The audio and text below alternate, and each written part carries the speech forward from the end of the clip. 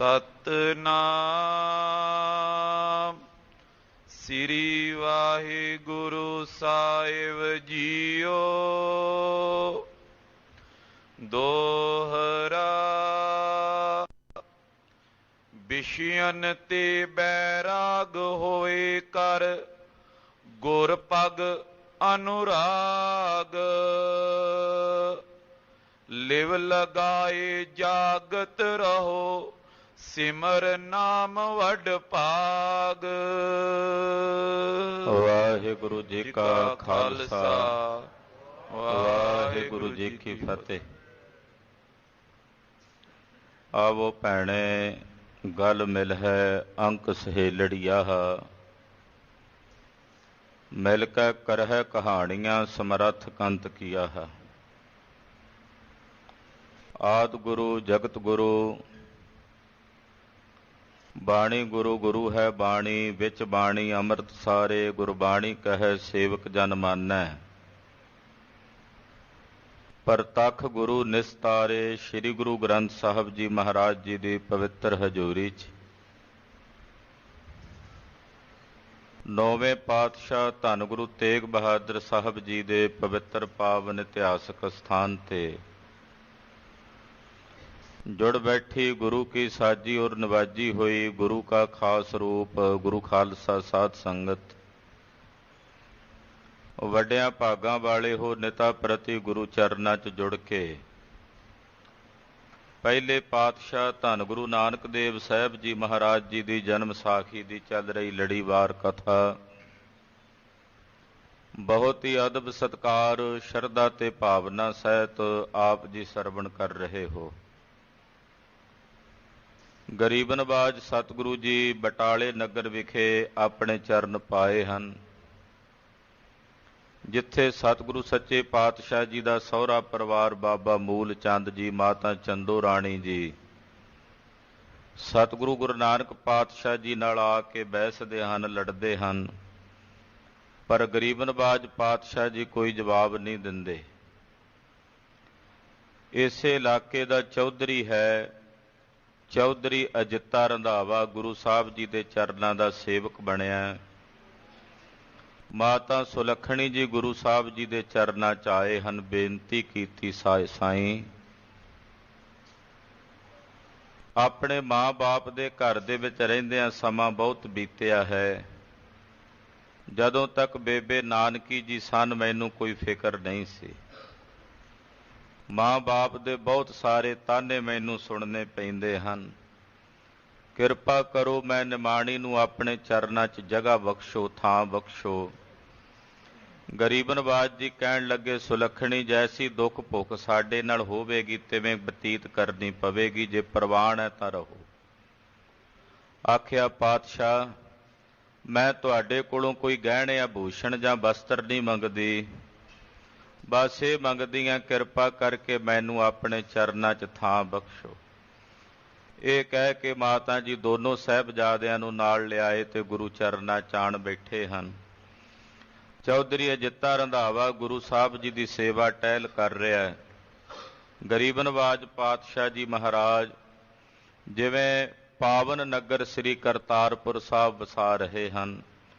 आओ मन बिरतियां एकागर करिए। गरीब नवाज सतगुरु जी दे पवित्र चरण कमलों का ध्यान अपने हिरदियां विच धारण करते हुए आखीए जी सतनाम श्री वाहिगुरु साहिब जी। सतनाम श्री वाहिगुरु साहिब जी। दोहरा विषयन ते बैराग होए कर गुर पागे अनुराग। महाकवि जी 30वां अध्याय श्री गुरु नानक प्रकाश का प्रारंभ कर रहे ने। इस करके गुरु पातशाह दे पवित्र चरण कमलों का मंगलाचरण करते हैं। की कहते हैं विषयन ते बैराग हवै, विषयन ते बैराग हवै कर गुर पग अनुराग।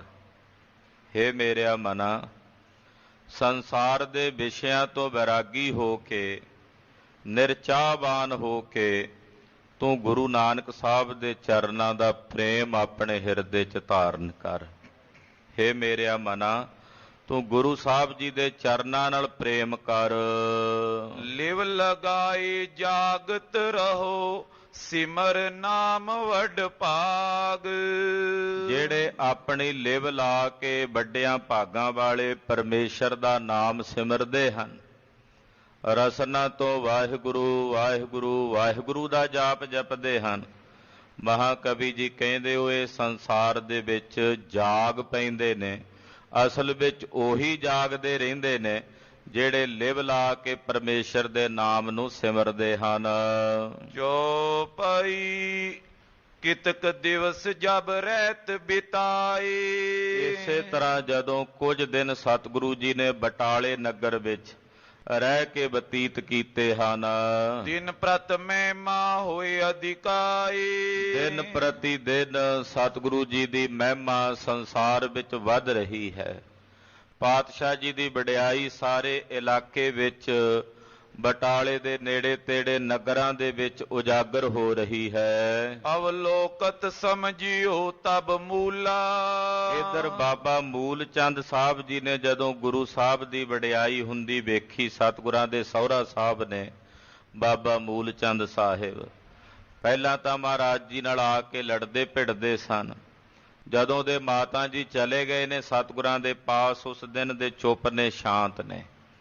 ਪਰ ਜਦੋਂ ਗੁਰੂ ਸਾਹਿਬ ਦੀ ਵਡਿਆਈ ਵੇਖੀ ਕਿ ਮਹਾਰਾਜ ਜੀ ਦਾ ਪ੍ਰਤਾਪ ਸਾਰੇ ਪਾਸੇ ਉਜਾਗਰ ਹੋ ਰਿਹਾ ਹੈ, ਪਾ ਸ਼੍ਰੀ ਨਾਨਕ ਜਸ ਅਨੁਕੂਲਾ। ਬਾਬਾ ਮੂਲ ਚੰਦ ਸਾਹਿਬ ਗੁਰੂ ਨਾਨਕ ਸਾਹਿਬ ਜੀ ਦੇ ਜਸ ਦੇ ਅਨੁਕੂਲ ਹੋ ਗਏ। ਹੁਣ ਮਨ ਹੀ ਮਨ ਉਹ ਵੀ ਜਾਣਨ ਲੱਗ ਪਏ ਕਿ ਮੈਂ ਜਿਨ੍ਹਾਂ ਨੂੰ ਕੇਵਲ ਆਪਣਾ ਦਮਾਦ ਸਮਝਦਾ ਸੀ, ਉਹ ਤਾਂ ਵਾਕਈ ਨਿਰੰਕਾਰ ਅਕਾਲ ਪੁਰਖ ਦਾ ਨੂਰ ਹਨ।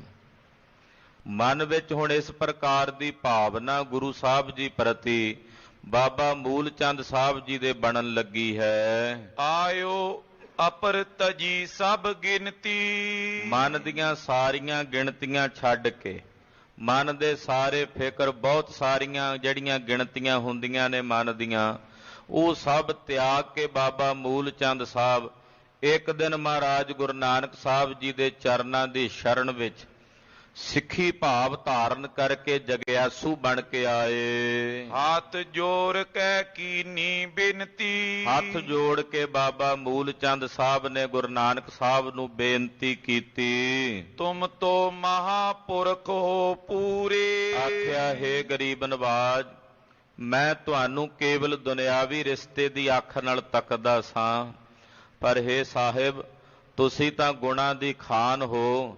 ਤੁਸੀਂ ਤਾਂ ਆਪ ਨਿਰੰਕਾਰ ਮਾਤ ਲੋਕ ਦੀ ਧਰਤੀ ਦੇ ਉੱਤੇ ਇਹ ਮਾਨਵੀ ਸਰੀਰ ਧਾਰਨ ਕਰਕੇ ਵਿਚਰ ਰਹੇ ਹੋ। ਹਮਨੇ ਚਲਤ ਲਖੇ ਜੋਰੂ ਰੇ। ਆਪ ਜੀ ਦੇ ਜਿਹੜੇ ਚਲਤ ਹਨ ਉਹ ਮੈਂ ਨਹੀਂ ਸਨ ਜਾਣੇ। ਮਹਾਰਾਜ ਜੀ, ਤੁਸੀਂ ਮਹਾਂਪੁਰਖ ਹੋ, ਪੂਰਨ ਹੋ। ਮੈਂ ਤੁਹਾਡੇ ਜਿਹੜੇ ਚਲਤ ਸਨ, ਕੌਤਕ ਸਨ, ਚੋਜ ਸਨ, ਉਹ ਨਹੀਂ ਜਾਣੇ। ਨਿਸ ਦਿਨ ਨਿੰਦਤ ਰਹੀ ਬਿਸਾਲਾ। ਮੈਂ ਰਾਤ ਦਿਨ ਤੁਹਾਡੀ ਨਿੰਦਾ ਚ ਰਿਹਾ, ਤੁਹਾਡੀ ਨਿੰਦਾ ਕਰਦਾ ਰਿਹਾ। ਪਚੀ ਪਏ ਨਿਤ ਜਗਤ ਜੰਜਾਲਾ।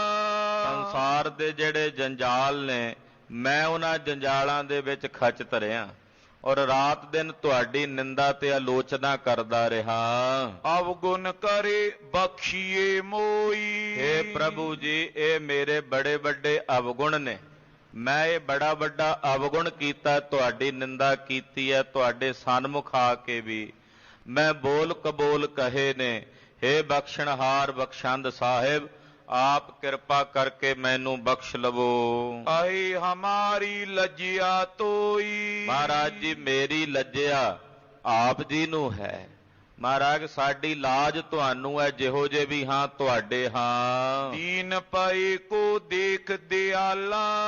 ਜਦੋਂ ਬਾਬਾ ਮੂਲ ਚੰਦ ਸਾਹਿਬ ਜੀ ਨੇ ਏਦਾਂ ਦੀਨ ਹੋ ਕੇ ਬੇਨਤੀ ਕੀਤੀ, ਸਤਿਗੁਰੂ ਜੀ ਦਇਆ ਦੇ ਘਰ ਵਿੱਚ ਆਏ ਤੇ ਦਿਆਲ ਹੋਏ। ਕਈ ਬਚਨ ਕਰ ਕਿਰਪਾ ਵਿਸਾਲਾ। ਭਾਰੀ ਕਿਰਪਾ ਕਰਕੇ ਦਇਆ ਦੇ ਘਰ ਵਿੱਚ ਆ ਕੇ ਮੇਰੇ ਸਤਿਗੁਰੂ ਗੁਰੂ ਨਾਨਕ ਪਾਤਸ਼ਾਹ ਜੀ ਬੋਲੇ, ਸਿਮਰੋ ਸਤ ਨਾਮ ਗਤ ਦਾਈ। ਪਾਤਸ਼ਾਹ ਕਹਿਣ ਲੱਗੇ, ਬਾਬਾ ਜੀ ਪਾਰ ਬ੍ਰਹਮ ਪਰਮੇਸ਼ਰ ਦਾ ਸੱਚਾ ਨਾਮ ਸਿਮਰਿਆ ਕਰੋ, ਨਾਮ ਦੀ ਕਮਾਈ ਕਰਿਆ ਕਰੋ, ਗੁਰ ਸ਼ਬਦ ਦਾ ਅਭਿਆਸ ਕਰਿਆ ਕਰੋ। ਸਤ ਸੰਗਤ ਮੈਂ ਮਿਲ ਸੁਖ ਪਾਈ। ਔਰ ਸਤ ਸੰਗਤ ਵਿੱਚ ਮਿਲ ਕੇ ਹਰੀ ਜਸ ਕਰਿਆ ਕਰੋ, ਸੁਣਿਆ ਕਰੋ।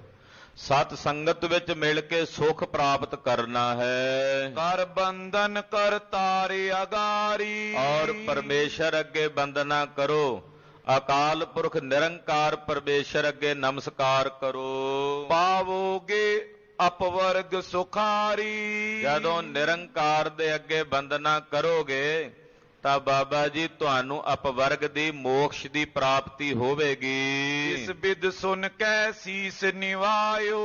ਇਹ ਬਚਨ ਸਤਿਗੁਰਾਂ ਦੇ ਸੁਣ ਕੇ ਬਾਬਾ ਮੂਲ ਚੰਦ ਸਾਹਿਬ ਜੀ ਨੇ ਸਤਿਗੁਰਾਂ ਦੇ ਅੱਗੇ ਸੀਸ ਨਿਵਾਇਆ, ਸੀਸ ਝੁਕਾਇਆ ਹੈ। ਮੋਹ ਪਟਲ ਤਤ ਛਿਨ ਬਿਲ ਗਾਇਓ। ਬਸ ਸੀਸ ਝੁਕਾਉਣ ਦੀ ਦੇਰੀ ਸੀ ਕਿ ਬਾਬਾ ਮੂਲ ਚੰਦ ਜੀ ਦੇ ਅੰਦਰ ਜਿਹੜੇ ਮੋਹ ਦੇ ਪਰਦੇ ਸਨ ਇੱਕਦਮ ਦੂਰ ਹੋ ਗਏ।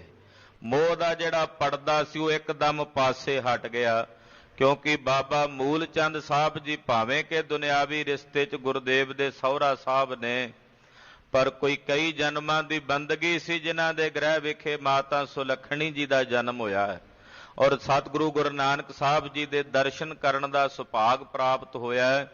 ਗੁਰੂ ਪਾਤਸ਼ਾਹ ਨਾਲ ਦੁਨਿਆਵੀ ਸੰਬੰਧ ਜੁੜਿਆ ਹੈ। ਬਾਬਾ ਮੂਲ ਚੰਦ ਸਾਹਿਬ ਜੀ ਦੀ ਕਈ ਜਨਮਾਂ ਦੀ ਬੰਦਗੀ ਰਹੀ ਹੋਵੇਗੀ। ਇਸ ਕਰਕੇ ਕਹਿੰਦੇ ਹੁਣ ਇੱਕਦਮ ਹੀ ਨਮਸਕਾਰ ਕਰਦਿਆਂ ਹਿਰਦੇ ਚੋਂ ਮੋਹ ਦਾ ਪਰਦਾ ਦੂਰ ਹੋ ਗਿਆ। ਸਿਮਰਨ ਮੈਂ ਲਿਵ ਲਗੀ ਸੋਹੇਲੇ। ਅਕਾਲ ਪੁਰਖ ਵਾਹਿਗੁਰੂ ਪਾਰ ਬ੍ਰਹਮ ਪਰਮੇਸ਼ਰ ਦੇ ਸਿਮਰਨ ਵਿੱਚ ਲਿਵ ਲੱਗ ਗਈ ਬਾਬਾ ਮੂਲ ਚੰਦ ਸਾਹਿਬ ਦੀ। ਸੁਰਤ ਜੁੜ ਗਈ ਨਿਰੰਕਾਰ ਪਰਮੇਸ਼ਰ ਦੇ ਚਰਨਾਂ ਵਿੱਚ। ਤਜੀ ਪਹਿਲ ਕੀ ਦ્વੈਤ ਦੋਹੇਲੇ। ਔਰ ਜਿਹੜੀ ਹਿਰਦੇ ਦੀ ਪਹਿਲੀ ਦ્વੈਸ਼ ਦੀ ਬਿਰਤੀ ਸੀ, ਉਸ ਦੂਈ ਦ્વੈਸ਼ ਦੀ ਬਿਰਤੀ ਨੂੰ ਬਾਬਾ ਜੀ ਨੇ ਆਪਣੇ ਹਿਰਦੇ ਚੋਂ ਤਿਆਗ ਦਿੱਤਾ ਹੈ। ਆਨ ਸਦਨ ਨਿਜ ਤੀਆ ਸਮਝਾਈ। ਬਾਬਾ ਮੂਲ ਚੰਦ ਸਾਹਿਬ ਜੀ ਜਦੋਂ ਆਏ ਗੁਰੂ ਚਰਨਾਂ 'ਚ ਤੇ ਜਦੋਂ ਵਾਪਸ ਗਏ ਨੇ, ਆਉਣ ਵੇਲੇ ਜੋ ਬਿਰਤੀ ਸੀ ਜਾਣ ਵੇਲੇ ਬਿਲਕੁਲ ਹੀ ਉਹਦੇ ਤੋਂ ਉਲਟ ਰੱਬੀ ਰੰਗਾਂ ਵਿੱਚ ਰੰਗੇ ਹੋਏ। ਆਨੰਦ ਹੀ ਹੋਰ ਹੈ, ਖੇਡ ਹੀ ਹੋਰ ਬਣ ਗਈ। ਜਦੋਂ ਘਰ ਗਏ ਆਪਣੀ ਘਰ ਵਾਲੀ ਮਾਤਾ ਚੰਦੋ ਰਾਣੀ ਦੇ ਨਾਲ ਜਾ ਕੇ ਗੱਲ ਕਰਕੇ ਉਹਨੂੰ ਸਮਝਾਇਆ। ਪਾਚਲ ਬਾਤਨ ਤੇ ਪਛਤਾਈ। ਜਾ ਕੇ ਸਮਝਾਇਆ ਤੇ ਨਾਲੇ ਪਿਛਲੀਆਂ ਕਈਆਂ ਹੋਈਆਂ ਜਿਹੜੀਆਂ ਗੱਲਾਂ ਸਨ ਜਾਂ ਜੋ ਪਿੱਛੇ ਬੀਤਿਆ ਹੈ ਉਹਦੇ ਤੇ ਪਛਤਾਵਾ ਕਰਦੇ ਹਨ। ਇਤਕ ਕਾਲ ਕੀ ਨੋ ਸਤ ਸੰਗਾ। ਇਹ ਤਾਂ ਮਾਤਾ ਚੰਦੋ ਰਾਣੀ ਦੇ ਹਿਰਦੇ 'ਚ ਵੀ ਗੁਰੂ ਸਾਹਿਬ ਜੀ ਪ੍ਰਤੀ ਭਾਵਨਾ ਬਣ ਗਈ। ਬਾਬਾ ਮੂਲ ਚੰਦ ਸਾਹਿਬ ਤੇ ਮਾਤਾ ਚੰਦੋ ਰਾਣੀ ਨੇ ਇਸੇ ਤਰ੍ਹਾਂ ਕੁਝ ਸਮਾਂ ਸਤ ਸੰਗਤ ਕਰਦਿਆਂ ਬਤੀਤ ਕੀਤਾ। ਹਰ ਚਰਨਨ ਮੈਂ ਪ੍ਰੇਮ ਉਮੰਗਾ। ਹਰੀ ਅਕਾਲ ਪੁਰਖ ਵਾਹਿਗੁਰੂ ਪਰਮੇਸ਼ਰ ਦੇ ਚਰਨਾਂ ਵਿੱਚ ਪ੍ਰੇਮ ਹੈ ਔਰ ਉਹ ਪ੍ਰੇਮ ਹਿਰਦੇ ਵਿੱਚ ਉਮਗਦਾ ਹੈ। ਪਏ ਬਬੇਕੀ ਥੋਰਨ ਦਿਨ ਮੈਂ। ਥੋੜੇ ਹੀ ਦਿਨਾਂ ਦੇ ਵਿੱਚ ਬਬੇਕੀ ਹੋ ਗਏ। ਬਬੇਕੀ ਦਾ ਮਤਲਬ ਹੁੰਦਾ ਵਿਚਾਰਵਾਨ ਹੋਣਾ। ਵਿਚਾਰ ਕੀ ਦੋ ਨੂੰ ਛੱਡ ਕੇ ਇੱਕ ਦੀ ਵਿਚਾਰ ਕਰੇ ਉਹਨੂੰ ਬਬੇਕੀ ਕਹਿੰਦੇ ਹਨ। ਆਤਮਾ ਦਾ ਨਿਰਣਾ ਕਰ ਲਿਆ, ਸਾਰ ਅਸਾਰ ਦੀ ਵਿਚਾਰ ਕਰਕੇ ਸਾਰ ਨੂੰ ਗ੍ਰਹਿਣ ਕਰਕੇ ਅਸਾਰ ਦੇ ਤਿਆਗੀ ਹੋ ਗਏ। ਸਤ ਅਸਤ ਲਖਿਓ ਸਭ ਮਨ ਮੈਂ। ਸਤ ਕੀ ਹੈ ਔਰ ਅਸਤ ਕੀ ਹੈ ਇਹ ਆਪਣੇ ਮਨ ਹੀ ਮਨ ਦੋਨਾਂ ਨੇ ਜਾਣ ਲਿਆ। ਕੁਝ ਦਿਨਾਂ 'ਚ ਇਹ ਖੇਡ ਬਣ ਗਈ, ਕਿਉਂਕਿ ਖਾਲਸਾ ਜੀ ਅੰਤਸ਼ਕਰਨ ਤਾਂ ਪਹਿਲੋਂ ਹੀ ਸ਼ੁੱਧ ਸੀ, ਕਈ ਜਨਮਾਂ ਦਾ ਭਜਨ ਕੀਤਾ ਹੋਇਆ ਸੀ। ਬਸ ਹੁਣ ਤਾਂ ਕੇਵਲ ਜਾਗ ਜਗਣੀ ਸੀ, ਜਾਂ ਇਦਾਂ ਕਹੀਏ ਵੀ ਅਗਨੀ ਲੱਗ ਕੇ ਕੇਵਲ ਦੀਵੇ ਜਗਣ ਵਾਸਤੇ ਹੀ ਸਮਾਂ ਲੱਗਣਾ ਸੀ। ਦੀਵਾ ਤਿਆਰ ਸੀ, ਬੱਤੀ ਤਿਆਰ ਸੀ, ਤੇਲ ਵਿੱਚ ਪਿਆ ਹੋਇਆ ਸੀ। ਅਗਨੀ ਗੁਰੂ ਨਾਨਕ ਸਾਹਿਬ ਨੇ ਲਾ ਦਿੱਤੀ ਹੈ। ਕਹਿੰਦੇ ਦਿਨਾਂ ਦੇ ਵਿੱਚ ਹੀ ਇਹ ਬਬੇਕੀ ਹੋ ਗਏ।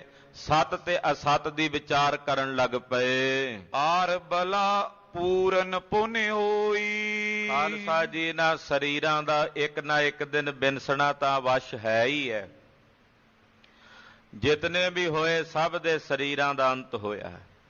ਰਾਮ ਗਇਓ ਰਾਵਣ ਗਇਓ ਜਾਂ ਕੋ ਬਹੁ ਪਰਿਵਾਰ, ਕਹੋ ਨਾਨਕ ਥਿਰ ਕਛ ਨਹੀਂ ਸੁਪਨੇ ਜਿਉ ਸੰਸਾਰ। ਇਹ ਸਰੀਰ ਇੱਕ ਨਾ ਇੱਕ ਦਿਨ ਬਿਨਸਣੇ ਹਨ। ਬਾਬਾ ਮੂਲ ਚੰਦ ਸਾਹਿਬ ਤੇ ਮਾਤਾ ਚੰਦੋ ਰਾਣੀ ਦੇ ਸਰੀਰਾਂ ਦਾ ਅੰਤਮ ਸਮਾਂ ਆ ਗਿਆ ਹੈ। ਜਦੋਂ ਆਰਬਲਾ ਇਹਨਾਂ ਦੀ ਬਤੀਤ ਹੋ ਗਈ, ਸੁਖ ਸੋ ਤਨ ਤਜ ਗੇ ਤਬ ਦੋਈ। ਗੁਰੂ ਸਾਹਿਬ ਜੀ ਦੇ ਚਰਨਾਂ ਵਿੱਚ ਦੋਨਾਂ ਨੇ ਸੁਖ ਸਹਿਤ ਆਪਣੇ ਪੰਜ ਭੌਤਿਕ ਸਰੀਰ ਦਾ ਤਿਆਗ ਕੀਤਾ ਹੈ। ਸ਼੍ਰੀ ਨਾਨਕ ਤਿਨ ਕੀ ਗਤ ਕਰਕੇ। ਧੰਨ ਗੁਰੂ ਨਾਨਕ ਸਾਹਿਬ ਜੀ ਮਹਾਰਾਜ ਜੀ ਨੇ ਆਪ ਆਪਣੇ ਹੱਥੀਂ ਅਪਰਾਧੋ। ਕਹਿੰਦੇ ਐਸੇ ਵੱਡੇ ਮਹਾ ਸਾਧੂ ਨੇ, ਵੱਡੇ ਸਾਧੂ ਨੇ, ਜਿਨ੍ਹਾਂ ਦੇ ਦਰਸ਼ਨ ਕੀਤਿਆਂ ਵੱਡੇ ਤੋਂ ਵੱਡੇ ਕੀਤੇ ਅਪਰਾਧ ਮਿਟ ਜਾਂਦੇ ਹਨ। ਵੱਡੇ ਤੋਂ ਵੱਡੇ ਕੀਤੇ ਗੁਨਾਹ ਬਖਸ਼ੇ ਜਾਂਦੇ ਨੇ ਜਦੋਂ ਗੁਰੂ ਨਾਨਕ ਸਾਹਿਬ ਦੇ ਦਰਸ਼ਨ ਕਰੀਏ। ਕਲਾਵਾਨ ਗੁਣਵਾਨ ਮਹਾਨਾ। ਇਹ ਕਲਾਵਾਨ ਪੁਰਖ ਨੇ, ਗੁਣਵਾਨ ਨੇ, ਸਾਰੇ ਗੁਣਾਂ ਦੇ ਮਾਲਕ ਹਨ। ਹੋਵਤ ਸਾਚ ਜੋ ਕਰੇ ਬਖਾਨਾ। ਔਰ ਜੋ ਆਪਣੀ ਰਸਨਾ ਤੋਂ ਕਹਿੰਦੇ ਨੇ ਉਹ ਸੱਚ ਹੁੰਦਾ ਹੈ। ਜੋ ਆਖ ਦਿੰਦੇ ਨੇ ਉਹੀ ਸੱਚ। ਖਾਲਸਾ ਜੀ, ਗੁਰੂ ਨਾਨਕ ਸਾਹਿਬ ਜੋ ਕਹਿੰਦੇ ਨੇ ਉਹੀ ਸੱਚ ਹੈ, ਉਹਦੇ ਤੋਂ ਪਰੇ ਕੋਈ ਸੱਚ ਨਹੀਂ। ਸਭ ਕਹਿ ਰਹੇ ਨੇ, ਕਹਿੰਦੇ ਜੋ ਕਹਿ ਦਿੰਦੇ ਨੇ ਉਹ ਸੱਚ ਹੈ। ਨਿਤ ਸਾਹਿਬ ਮੈਂ ਜਿਸ ਕੀ ਪ੍ਰੀਤਾ। ਜਿਨ੍ਹਾਂ ਦੇ ਹਿਰਦੇ ਵਿੱਚ ਹਮੇਸ਼ਾ ਸਾਹਿਬ ਦੀ ਪ੍ਰੀਤ ਹੈ, ਜਿਹੜੇ ਹਮੇਸ਼ਾ ਕਰਤਾਰ ਦੀ ਪ੍ਰੀਤ ਦੇ ਰੰਗ ਵਿੱਚ ਰੰਗੇ ਰਹਿੰਦੇ ਹਨ। ਸ਼ਾਂਤ ਰੂਪ ਨੈ ਡੋਲੇ ਚੀਤਾ। ਔਰ ਇਹਨਾਂ ਦਾ ਹਿਰਦਾ ਸ਼ਾਂਤ ਰਹਿੰਦਾ, ਕਦੇ ਇਹਨਾਂ ਦਾ ਚਿੱਤ ਨਹੀਂ ਡੋਲਦਾ। ਇਹ ਅਡੋਲ ਹਿਰਦੇ ਦੇ ਮਾਲਕ ਨੇ। ਜੇ ਕਿਸੇ ਦਾ ਹਿਰਦਾ ਡੋਲਦਾ ਹੋਵੇ, ਜਿਹੜਾ ਜਾ ਕੇ ਇਹਨਾਂ ਦੇ ਦਰਸ਼ਨ ਕਰ ਲੈਂਦਾ, ਤੇ ਡੋਲਣ ਵਾਲਿਆਂ ਦੇ ਹਿਰਦੇ ਵੀ ਅਡੋਲ ਹੋ ਜਾਂਦੇ ਹਨ। ਇਹ ਦਰਵੇਸ਼ ਖੁਦਾਏ ਪਿਆਰਾ। ਇਹ ਦਰਵੇਸ਼ ਨੇ, ਇਹ ਖੁਦਾ ਦੇ ਪਿਆਰੇ ਨੇ, ਅਕਾਲ ਪੁਰਖ ਦੇ ਪਿਆਰੇ ਹਨ। ਕਿਦੋਂ ਖੁਦਾਏ ਆਪ ਤਨ ਧਾਰਾ। ਇਸ ਤਰ੍ਹਾਂ ਕਹਿ ਲਈਏ ਕਿ ਮਾਨੋ ਖੁਦਾ ਨੇ ਆਪ ਹੀ ਸਰੀਰ ਧਾਰਨ ਕੀਤਾ ਹੈ। ਖੁਦਾ ਆਪ ਹੀ ਸਰੀਰ ਧਾਰਨ ਕਰਕੇ ਸੰਸਾਰ ਵਿੱਚ ਆਇਆ ਹੈ। ਬਹੁ ਨਰ ਆਨ ਬੂਝ ਨਾ ਕਰਈ। ਬਹੁਤ ਸਾਰੇ ਲੋਕ ਆ ਕੇ ਪੁੱਛਦੇ ਨੇ ਸਤਿਗੁਰੂ ਸੱਚੇ ਪਾਤਸ਼ਾਹ ਦੇ ਪਾਸ। ਤੂਰਨ ਸਭ ਕੋ ਪ੍ਰਸ਼ਨ ਉਚਰਈ। ਜਿਹੜਾ ਕੋਈ ਸਵਾਲ ਪੁੱਛਦਾ ਆਪਣੀ ਜਗਿਆਸਾ ਧਾਰਨ ਕਰਕੇ, ਮਹਾਰਾਜ ਜੀ ਝੱਟ ਉਹਨਾਂ ਦੇ ਸਵਾਲਾਂ ਦਾ ਜਵਾਬ ਦੇ ਕੇ ਤਿਨਾਂ ਦੇ ਸੰਸ਼ੇ ਨਿਵਾਰ ਦਿੰਦੇ ਹਨ। ਪੂਰਾ ਗੁਰੂ ਆਪਣੇ ਸੇਵਕਾਂ ਦੇ ਹਿਰਦਿਆਂ ਚੁੱਠਣ ਵਾਲੇ ਹਰ ਇੱਕ ਸਵਾਲ ਦਾ ਜਵਾਬ ਦੇਣ ਦੀ ਸਮਰੱਥਾ ਰੱਖਦਾ ਹੈ। ਸੰਨਿਆਸੀ ਬ੍ਰਹਮਚਾਰੀ ਗ੍ਰਸਤੀ। ਖਾਲਸਾ ਜੀ, ਕੇਵਲ ਗ੍ਰਸਤੀ ਨਹੀਂ ਆਉਂਦੇ ਮਹਾਰਾਜ ਜੀ ਦੇ ਪਾਸ। ਬੜੇ ਬੜੇ ਸੰਨਿਆਸੀ, ਬ੍ਰਹਮਚਾਰੀ, ਵੈਰਾਗੀ, ਜਿਹੜਾ ਵੀ ਸਤਿਗੁਰਾਂ ਦੀ ਵਡਿਆਈ ਸੁਣਦਾ ਉਹ ਚੱਲ ਕੇ ਪਾਤਸ਼ਾਹ ਦੇ ਦਰਸ਼ਨਾਂ ਨੂੰ ਆ ਜਾਂਦਾ। ਹੁਣ ਉਹਨਾਂ ਸੰਨਿਆਸੀਆਂ ਦੇ ਭੇਸ ਸੰਨਿਆਸੀਆਂ ਵਾਲੇ ਨੇ, ਵੈਰਾਗੀਆਂ ਵਾਲੇ ਨੇ, ਬ੍ਰਹਮਚਾਰੀਆਂ ਦੇ ਬ੍ਰਹਮਚਾਰੀਆਂ ਵਾਲੇ ਨੇ। ਖਾਲਸਾ ਜੀ, ਅੱਜ ਜੇ ਕਿਤੇ ਇਹੋ ਜਿਹੇ ਪ੍ਰਾਣੀ ਗੁਰੂ ਘਰ ਵਿੱਚ ਆ ਜਾਣ ਤੇ ਸਾਡੀ ਬਿਰਤੀ ਉਹਨਾਂ ਪ੍ਰਤੀ ਹੋਰ ਹੋ ਜਾਂਦੀ ਹੈ, ਵੇਖਣ ਦੀ ਵੀ ਇਹ ਕਿਉਂ ਆ ਗਏ। ਪਰ ਮੇਰੇ ਸਾਹਿਬ ਦੇ ਚਰਨਾਂ ਵਿੱਚ ਇਹ ਸਾਰੇ ਹੀ ਆਉਂਦੇ ਨੇ। ਕਹਿੰਦੇ ਵੱਡੇ ਵੱਡੇ ਸੰਨਿਆਸੀ ਆਉਂਦੇ ਮਹਾਰਾਜ ਜੀ ਕੋਲੋਂ ਗਿਆਨ ਲੈਣ, ਬੈਰਾਗੀ ਵੀ ਆਉਂਦੇ ਨੇ, ਜਿਹੜੇ ਬ੍ਰਹਮਚਾਰੀ ਨੇ ਬਚਪਨ ਤੋਂ, ਬਾਲ ਬ੍ਰਹਮਚਾਰੀ, ਜਤੀ ਕਹਾਉਣ ਵਾਲੇ, ਉਹ ਵੀ ਆਉਂਦੇ ਮਹਾਰਾਜ ਜੀ ਦੇ ਪਾਸ। ਤੇ ਜਿਹੜੇ ਗ੍ਰਸਤੀ ਨੇ ਉਹ ਵੀ ਚੱਲ ਕੇ ਆਉਂਦੇ ਹਨ। ਹੁਣ ਅਸੀਂ ਸਾਰੇ ਗ੍ਰਸਤੀਆਂ ਤੇ ਕਹਿੰਦੇ ਆ ਵੀ ਸਾਡੇ ਗੁਰੂ ਨਾਨਕ ਸਾਹਿਬ ਸਾਡੇ ਇਕੱਲੇ ਗ੍ਰਸਤੀਆਂ ਦੇ ਨੇ। ਸਾਡਾ ਹੀ ਗੁਰੂ ਸਾਹਿਬ ਦੇ ਉੱਤੇ ਕਬਜ਼ਾ ਥੋੜੀ ਆ ਗ੍ਰਸਤੀਆਂ ਦਾ। ਗੁਰੂ ਸਾਹਿਬ ਜੀ ਦੇ ਉੱਤੇ ਤਾਂ ਭਾਵਨਾ ਗੁਰੂ ਖਾਲਸਾ ਜੀ ਬ੍ਰਹਮਚਾਰੀਆਂ ਦੀ ਵੀ ਹੈ, ਸੰਨਿਆਸੀਆਂ ਦੀ ਵੀ ਹੈ। ਸਤਿਗੁਰੂ ਗੁਰੂ ਨਾਨਕ ਸਾਹਿਬ ਤਾਂ ਸਾਰਿਆਂ ਦੇ ਸਾਂਝੇ ਹਨ। ਤੋ ਇਹ ਸਾਰੇ ਚੱਲ ਕੇ ਆਉਂਦੇ ਹਨ। ਤਪੀ ਬੈਰਾਗੀ ਬਾਨ ਜੇ ਪ੍ਰਸਤੀ। ਬੜੇ ਬੜੇ ਤਪਸਵੀ, ਵੈਰਾਗੀ, ਜਿਹੜੇ ਬਾਨ ਜੇ ਪ੍ਰਸਤੀ, ਬਾਨ ਪ੍ਰਸਤੀ ਕਿਹੜੇ ਹੁੰਦੇ ਐ? ਬਾਨ ਪ੍ਰਸਤੀ ਉਹ ਹੁੰਦੇ ਨੇ ਜਿਹੜੇ ਗ੍ਰਸਥ ਆਸ਼ਰਮ ਚੋਂ ਨਿਕਲ ਕੇ ਬਾਨ ਪ੍ਰਸਤ ਚ ਗਏ ਹੋਣ। 4 ਆਸ਼ਰਮ ਕਹੇ ਜਾਂਦੇ ਨੇ। ਇੱਕ ਬ੍ਰਹਮਚਰਜ ਹੈ 1 ਸਾਲ ਤੋਂ 25 ਸਾਲ ਦੀ ਉਮਰ ਤੱਕ, 25 ਤੋਂ 50 ਸਾਲ ਦੀ ਉਮਰ ਤੱਕ ਗ੍ਰਸਥ ਆਸ਼ਰਮ ਹੈ, ਔਰ 50 ਸਾਲ ਤੋਂ 75 ਸਾਲ ਦੀ ਉਮਰ ਤੱਕ ਦਾ ਜਿਹੜਾ ਸਮਾਂ ਉਹ ਬਾਨਪ੍ਰਸਤ ਹੈ, ਔਰ 75 ਤੋਂ 100 ਸਾਲ ਦੀ ਉਮਰ ਤੱਕ ਦਾ ਸੰਨਿਆਸ ਆਸ਼ਰਮ ਹੈ। 50 ਤੋਂ 75 ਸਾਲ ਦੀ ਉਮਰ ਤੱਕ ਜਿਹੜਾ ਬਾਨਪ੍ਰਸਤ ਹੈ ਉਹਦਾ ਮਤਲਬ ਹੁੰਦਾ ਵੀ ਹੁਣ ਘਰ ਦੀ ਜਿਹੜੀ ਮਮਤਾ ਹੈ ਪਰਿਵਾਰ ਦੀ ਉਹ ਸਹਿਜੇ ਸਹਿਜੇ ਘਟਾਉਣੀ, ਧਰਮ ਸਥਾਨਾਂ ਦੀ ਯਾਤਰਾ ਕਰਨੀ, ਗੁਰੂ ਅਸਥਾਨਾਂ ਦੀ ਯਾਤਰਾ ਤੇ ਜਾ ਕੇ ਵੱਧ ਤੋਂ ਵੱਧ ਸਮਾਂ ਉੱਥੇ ਸੇਵਾ ਕਰਦਿਆਂ ਬਤੀਤ ਕਰਨਾ, ਘਰ ਤੋਂ ਮੋਹ ਜਿਹੜਾ ਹੈ ਉਹ ਹਟਾ ਲੈਣਾ। ਇਹ ਗੁਰੂ ਖਾਲਸਾ ਜੀ ਨੂੰ ਬਾਨਪ੍ਰਸਤ ਦੀ ਅਵਸਥਾ ਕਹਿੰਦੇ ਹਨ। ਇੱਥੇ ਤਾਂ 100-100 ਸਾਲ ਦੇ ਬਜ਼ੁਰਗ ਮਮਤਾ ਨਹੀਂ ਛੱਡਦੇ, ਪਰਿਵਾਰਾਂ ਦੇ ਟੱਬਰ ਦੀ ਮੋਹ ਦੀ ਮਮਤਾ ਦੀ ਬਿਰਤੀ ਤਾਂ ਵੀ ਬਣੀ ਰਹਿੰਦੀ ਹੈ। ਬਾਨਪ੍ਰਸਤੀ ਹਨ ਜਿਹੜੇ, ਉਹ ਵੀ ਚੱਲ ਕੇ ਗੁਰੂ ਨਾਨਕ ਸਾਹਿਬ ਦੇ ਚਰਨਾਂ ਵਿੱਚ ਆਉਂਦੇ ਗਿਆਨ ਪ੍ਰਾਪਤ ਕਰਦੇ ਹਨ। ਜੋਗੀ ਬੌਰ ਵੈਸ਼ਨੋ ਜੋ, ਖਾਲਸਾ ਜੀ ਜੋਗੀ, ਫਿਰ ਜਿਹੜੇ ਵੈਸ਼ਨਵ ਮਤ ਵਾਲੇ ਨੇ ਇਹ ਸਭ ਚੱਲ ਕੇ ਆਉਂਦੇ ਸਤਿਗੁਰਾਂ ਦੇ ਚਰਨਾਂ ਵਿੱਚ।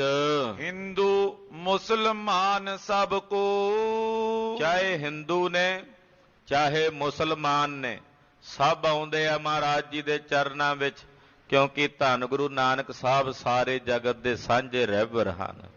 ਹਿੰਦੂ ਵੀ ਆਉਂਦੇ ਨੇ, ਮੁਸਲਮਾਨ ਵੀ ਆਉਂਦੇ ਹਨ। ਆਏ ਜੇ ਸੰਸੈ ਕੋ ਕਰਈ, ਆ ਕੇ ਜਦੋਂ ਕੋਈ ਮਨ ਚ ਸੰਸਾ ਕਰਦਾ, ਕੋਈ ਵੀ ਆ ਕੇ ਜਦੋਂ ਸੰਦੇਹ ਕਰਦਾ, ਤਤ ਚਿਨ ਉੱਤਰ ਪ੍ਰਭੂ ਉਚਰਈ, ਉਹਦੇ ਸੰਦੇਹ ਦੀ ਨਿਰਵਿਰਤੀ ਕਰਨ ਲਈ ਤਤ ਛਿਨ ਮਹਾਰਾਜ ਜੀ ਜਵਾਬ ਦਿੰਦੇ ਹਨ।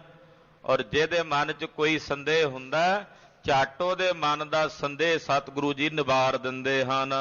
ਸੁਨ ਸੁਨ ਸ਼ਰਦਾ ਉਰ ਮੈਂ ਤਰਈ, ਮਹਾਰਾਜ ਜੀ ਦੇ ਬਚਨ ਸੁਣ ਕੇ, ਗੁਰਦੇਵ ਦੇ ਪਾਵਨ ਬਾਣੀ ਦੇ ਅੰਮ੍ਰਿਤ ਬੋਲ ਸੁਣ ਕੇ ਸਭ ਦੇ ਮਨ ਵਿੱਚ ਗੁਰੂ ਪਾਤਸ਼ਾਹ ਪ੍ਰਤੀ ਸ਼ਰਧਾ, ਭਾਵਨਾ ਤੇ ਸਤਿਕਾਰ ਪ੍ਰਗਟ ਹੋ ਰਿਹਾ ਹੈ। ਸ਼ਬਦ ਲਿਖੇ ਪੁਨ ਬੌਰ ਵਿਚਰਈ, ਮਹਾਰਾਜ ਜੀ ਸ਼ਬਦ ਉਚਾਰਦੇ ਨੇ ਔਰ ਉਹਨਾਂ ਸ਼ਬਦਾਂ ਨੂੰ ਫਿਰ ਬੜੇ ਪਿਆਰ ਨਾਲ ਉਹ ਗੁਰਮੁਖ ਪਿਆਰੇ ਲਿਖ ਲੈਂਦੇ ਹਨ।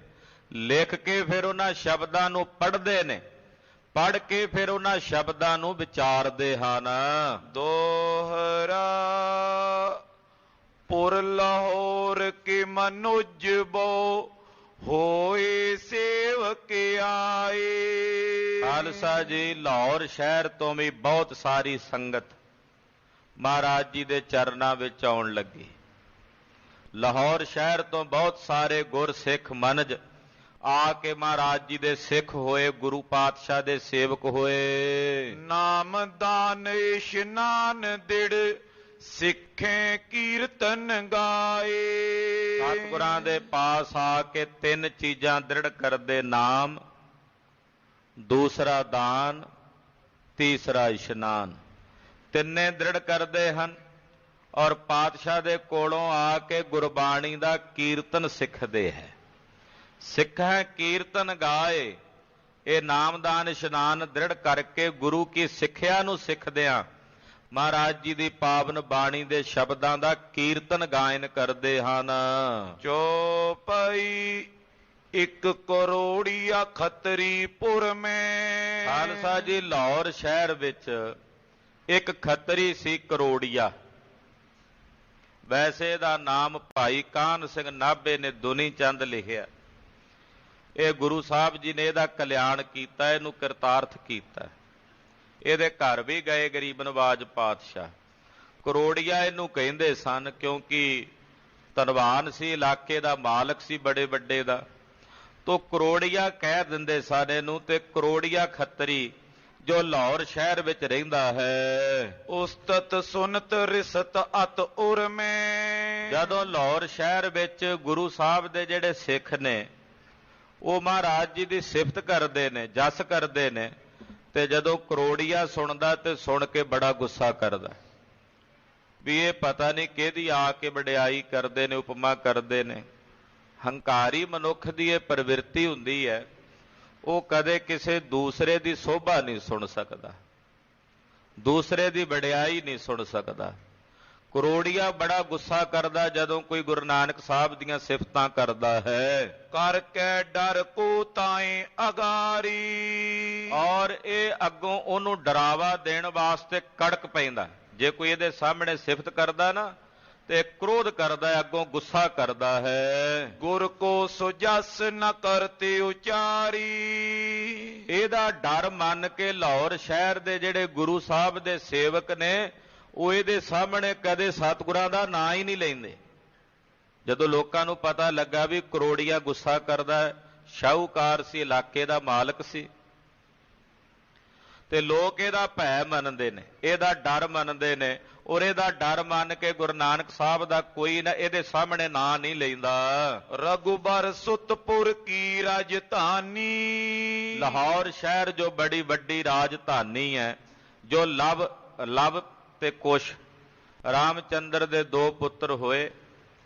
ਲਵ ਨੇ ਲਾਹੌਰ ਸ਼ਹਿਰ ਵਸਾਇਆ ਹੈ ਤੇ ਕੁਸ਼ ਨੇ ਕਸੂਰ ਨਗਰ ਵਸਾਇਆ ਹੈ। ਤੋ ਲਾਹੌਰ ਸ਼ਹਿਰ ਦੇ ਵਿੱਚ ਜਿਹੜੀ ਰਾਜਧਾਨੀ ਹੈ ਵੱਡੀ ਪੰਜਾਬ ਦੀ, ਬਹੁ ਲੋਕਨ ਮੇ ਥਾ ਪ੍ਰਧਾਨੀ, ਬਹੁਤ ਸਾਰਿਆਂ ਲੋਕਾਂ ਦੇ ਵਿੱਚ ਪ੍ਰਧਾਨ ਸੀ ਕਰੋੜੀਆ। ਕਰਤ ਹਕੂਮਤ 63 ਬੀਚੂ, ਔਰ ਇਹ ਉਹਨਾਂ ਵਿੱਚ ਹਕੂਮਤ ਕਰਦਾ ਸੀ। ਮੂਰਖਤਾਈ ਇਹਨੇ ਧਾਰਨ ਕੀਤੀ ਹੋਈ ਸੀ। ਜਗਤੇਸ਼ਵਰ ਉਪ ਉਰ ਨ ਸਹੀਚੂ, ਕਹਿੰਦੇ ਇਹੋ ਜੀ ਮੂਰਖਤਾਈ ਧਾਰਨ ਕੀਤੀ ਹੋਈ ਇਸ ਕਰੋੜੀਏ ਖੱਤਰੀ ਨੇ ਕਿ ਗੁਰੂ ਨਾਨਕ ਸਾਹਿਬ ਦੀ ਵਡਿਆਈ ਇਹਨੂੰ ਚੰਗੀ ਨਹੀਂ ਸੀ ਲੱਗਦੀ। ਮਹਾਰਾਜ ਜੀ ਦੀ ਉਪਮਾ ਇਹ ਸਹਿ ਨਹੀਂ ਸੀ ਸਕਦਾ ਸੁਣ ਕੇ। ਇੱਕ ਦਿਨ ਜੋਗੀ ਜਾਚਤ ਫਿਰਤੇ, ਖਾਲਸਾ ਜੀ ਗੁਰੂ ਨਾਨਕ ਸਾਹਿਬ ਦੀ ਬਾਣੀ ਤਾਂ ਜੋਗੀ ਵੀ ਰੰਗ 'ਚ ਪੜਨ ਲੱਗ ਪਏ ਸੀ, ਇਹੋ ਜੀ ਕਲਾ ਵਰਤੀ। ਕਹਿੰਦੇ ਲਾਹੌਰ ਸ਼ਹਿਰ ਵਿੱਚ ਇੱਕ ਦਿਨ ਇੱਕ ਬਾਜ਼ਾਰ 'ਚ ਇੱਕ ਯੋਗੀ ਟੁਰਿਆ ਫਿਰੇ। ਉਹ ਯੋਗੀ ਅਲਖ ਕਰਕੇ ਮੰਗ ਰਿਹਾ ਸੀ ਤੇ ਨਾਲ ਉਹ ਗੁਰੂ ਨਾਨਕ ਸਾਹਿਬ ਦੀ ਬਾਣੀ ਪੜ ਰਿਹਾ ਬੜੇ ਪ੍ਰੇਮ ਨਾਲ। ਸਤਿਗੁਰਾਂ ਦਾ ਸ਼ਬਦ ਉਹਨੇ ਸੁਣ ਕੇ ਯਾਦ ਕੀਤਾ ਹੋਇਆ ਸੀ ਤੇ ਉਸ ਰੰਗ ਦੇ ਵਿੱਚ ਰੰਗਿਆ ਹੋਇਆ ਮਹਾਰਾਜ ਜੀ ਦੀ ਬਾਣੀ ਦਾ ਸ਼ਬਦ ਉਹ ਜੋਗੀ ਪੜ ਰਿਹਾ ਹੈ। ਗੁਰੂ ਸ਼ਬਦ ਕੋ ਗਾਵਨ ਕਰਤੇ, ਸਤਿਗੁਰਾਂ ਦਾ ਸ਼ਬਦ ਬੜੇ ਪ੍ਰੇਮ ਨਾਲ ਗਾ ਰਿਹਾ ਜੋਗੀ। ਹਾਥ ਵਿਖੇ ਕਿੰਗੁਰੀ ਕੋ ਲੀਨੇ, ਉਹਦੇ ਹੱਥ ਵਿੱਚ ਕਿੰਗੁਰੀ ਹੈ, ਨਾਲੇ ਉਹ ਕਿੰਗਰੀ ਵਜਾਉਂਦਾ ਹੈ ਤੇ ਨਾਲੇ ਸਤਿਗੁਰੂ ਸੱਚੇ ਪਾਤਸ਼ਾਹ ਜੀ ਦਾ ਬਾਣੀ ਦਾ ਸ਼ਬਦ ਗਾਉਂਦਾ। ਰੀਜ ਬਜਾਵੇ ਪ੍ਰੇਮੇ ਪੀਨੇ, ਔਰ ਰੀਝ ਕੇ ਵਜਾਉਂਦਾ ਕਿੰਗਰੀ ਤੇ ਨਾਲੇ ਮਹਾਰਾਜ ਜੀ ਦੇ ਪ੍ਰੇਮ 'ਚ ਭਿੱਜ ਭਿੱਜ ਕੇ ਗਾ ਰਿਹਾ। ਫਿਰਤ ਫਿਰਤ ਪਹੁੰਚੇ ਤੈ ਥਾਨੀ, ਉਹ ਯੋਗੀ ਇੱਕ ਦੋ ਨਾਲ ਉਹਦੇ ਹੋਰ ਸਨ। ਉਹ ਪਾਤਸ਼ਾਹ ਦੀ ਬਾਣੀ ਪੜ੍ਹਦਿਆਂ ਪੜ੍ਹਦਿਆਂ ਉਸੇ ਇਲਾਕੇ 'ਚ ਆ ਗਏ ਜਿੱਥੇ ਕਰੋੜੀਆ ਖੱਤਰੀ ਰਹਿੰਦਾ ਸੀ। ਕਰੋੜੀਏ ਦੇ ਭਾਗ ਜਾਗਣੇ ਸਨ, ਇਹਦੇ ਕਰਮ ਜਾਗਣੇ ਸਨ, ਇਹੋ ਜੀ ਕਲਾ ਵਰਤੀ ਹੈ। ਬੈਠਿਓ ਜਹਾਂ ਮੰਦ ਮਤ ਮਾਨੀ, ਮਾਨੀ ਤੇ ਹੰਕਾਰੀ ਬਿਰਤੀ ਨੂੰ ਧਾਰਨ ਕਰਕੇ ਜਿੱਥੇ ਕਰੋੜੀਆ ਖੱਤਰੀ ਬੈਠਾ ਸੀ, ਉਹ ਯੋਗੀ ਬਾਣੀ ਗਾਉਂਦਿਆਂ ਗਾਉਂਦਿਆਂ ਉੱਥੇ ਆ ਪਹੁੰਚੇ। ਸ਼ਬਦ ਸੁਨਤ ਮਤ ਸਰਬੋ ਤਾਰੀ, ਜਦੋਂ ਇਹਨੇ ਸਤਿਗੁਰਾਂ ਦਾ ਸ਼ਬਦ ਸੁਣਿਆ, ਉਹਦੇ 'ਚ ਮਹਾਰਾਜ ਗੁਰੂ ਨਾਨਕ ਸਾਹਿਬ ਦਾ ਨਾਂ ਸੁਣਿਆ ਤੇ ਇੱਕਦਮ ਇਹਦੇ ਮਨ ਵਿੱਚ ਈਰਖਾ ਦੇ ਭਾਂਬੜ ਮਚ ਗਏ। ਜਨ ਬਿਖ ਦੇਤ ਹੋਤ ਦੁਖ ਭਾਰੀ, ਕਹਿੰਦੇ ਮਾਨੋ ਜਿਵੇਂ ਕਿਸੇ ਨੂੰ ਜ਼ਹਿਰ ਦੇ ਦਿਓ ਤੇ ਬੰਦਾ ਦੁਖੀ ਨਹੀਂ ਹੁੰਦਾ, ਏਦਾਂ ਮਹਾਰਾਜ ਜੀ ਦੀ ਬਾਣੀ ਸੁਣ ਕੇ ਦੁਖੀ ਹੋਇਆ ਕਰੋੜੀਆ। ਪ੍ਰਭਤਾ ਮਦ ਅੰਧਾ ਅਗਿਆਨੀ, ਆਪਣੀ ਪ੍ਰਭਤਾ ਦੇ ਹੰਕਾਰ ਦੇ ਵਿੱਚ ਅੰਨਾ ਹੋਇਆ ਫਿਰਦਾ ਸੀ। ਪ੍ਰਭਤਾ ਹੈ ਹੀ ਐਸੀ ਸੰਸਾਰ ਵਿੱਚ ਜਿਹਨੂੰ ਮਿਲੇ ਵੱਡਿਆਂ ਵੱਡਿਆਂ ਨੂੰ ਬੇਮਾਨੀ ਬਣਾ ਦਿੰਦੀ ਹੈ।